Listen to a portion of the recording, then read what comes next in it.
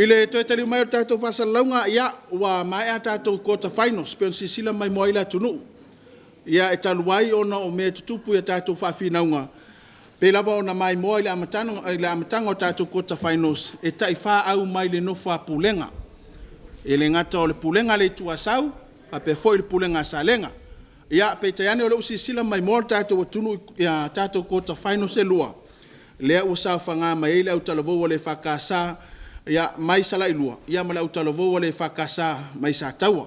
ia a o le sila ta longa e lua ia o le mfai na fa taunuina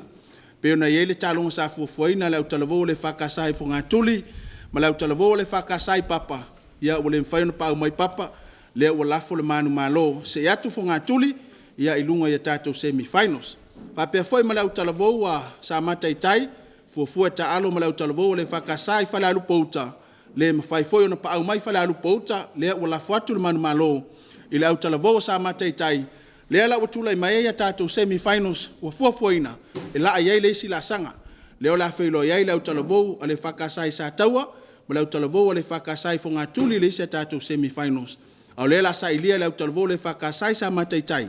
mala au talavo le fakasai Sala'Ilua le sa tato semi finals mo le mai moanga le tunu pa tai tato sponsors fa tai lau famsino fa tai sa mo mai moanga a fai fo wala pesa mato tu mala unanga malu ave fale so to fina ngalo mangalo le tu le fakasa TV tato to fe lo ile sila sanga tato pokalame no telena le ne fiafi to fa so fu